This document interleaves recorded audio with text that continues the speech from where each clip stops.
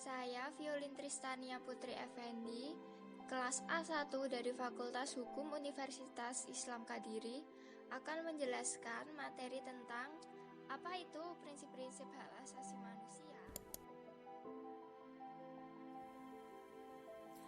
Apa saja prinsip-prinsip HAM itu?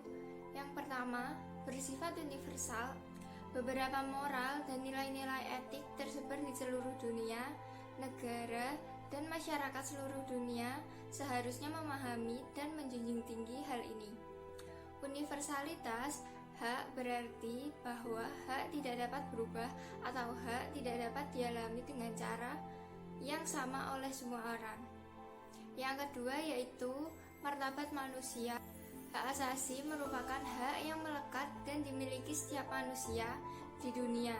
Prinsip HAM ditemukan pada pikiran setiap individu tanpa memperhatikan umur, budaya, keyakinan, etnis, bahasa, dan lain-lainnya. Oleh karena itu harus dihormati dan dihargai hak asasinya. Konsekuensinya, semua orang memiliki status hak yang sama dan sederajat, dan tidak bisa digolong-golongkan berdasarkan tingkat hierarkis. Yang ketiga adalah kesetaraan atau equality. Konsep kesetaraan mengekspresikan gagasan menghormati martabat yang melekat pada setiap manusia. Secara spesifik, Pasal 1 HAM menyatakan bahwa setiap umat manusia dilahirkan merdeka dan sederajat dalam harkat dan martabatnya. Yang keempat, non-diskriminasi atau non-discrimination. Non-diskriminasi terintegrasi dalam kesetaraan. Prinsip ini memastikan bahwa tidak seorang pun dapat meniadakan hak asasi orang lain karena faktor-faktor luar seperti misalnya ras, warna kulit, kelamin, bahasa, agama, dan lain-lainnya. Yang kelima adalah tidak dapat dicabut atau inalienability. Hak-hak individu tidak dapat direnggut atau dilepaskan dan dipindahkan. Yang keenam adalah tidak bisa dibagi atau indivisibility. HAM, baik hak sipil, politik, sosial, budaya, ekonomi, semua bersifat inherent, yaitu menyatu dalam harkat martabat manusia. Pengabaian pada satu hak akan menyebabkan pengabaian terhadap hak lainnya. Hak setiap orang untuk bisa memperoleh penghidupan yang layak adalah hak yang tidak bisa ditawar lagi. Hak tersebut merupakan model dasar bagi setiap orang agar mereka bisa menikmati hak-hak lain seperti hak kesehatan dan hak pendidikan.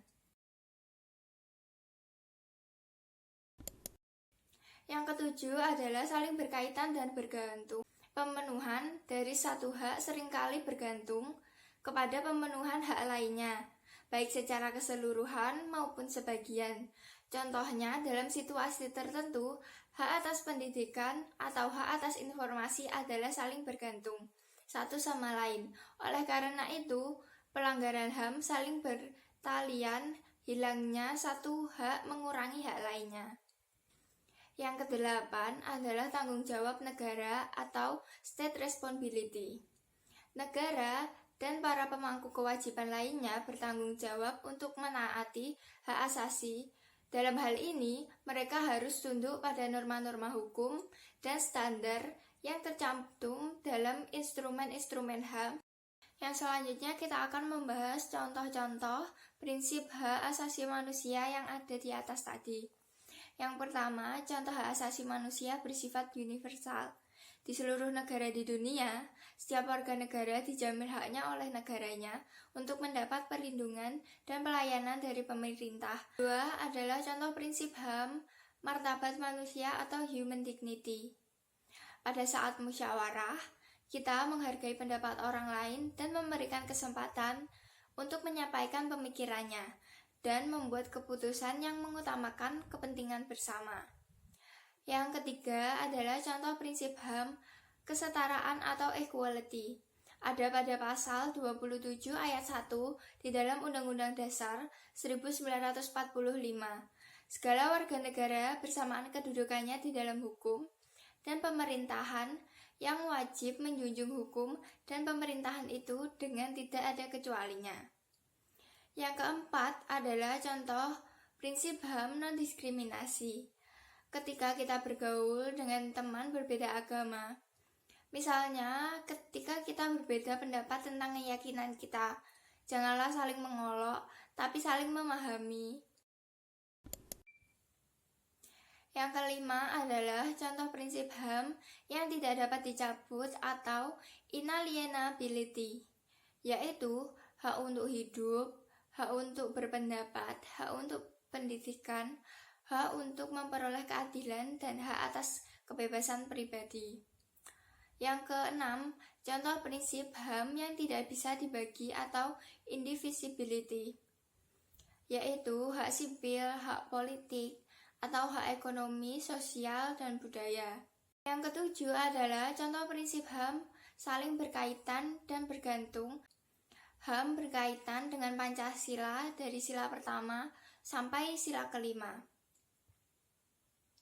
Yang kedelapan adalah contoh prinsip HAM tanggung jawab negara. Negara berkewajiban untuk mengambil langkah-langkah legislatif, administratif, hukum, dan tindakan-tindakan lain untuk merealisasikan secara penuh HAM. Seperti jika ada pelanggaran HAM, negara berhak mengambil tindakan untuk membuat pelakunya jera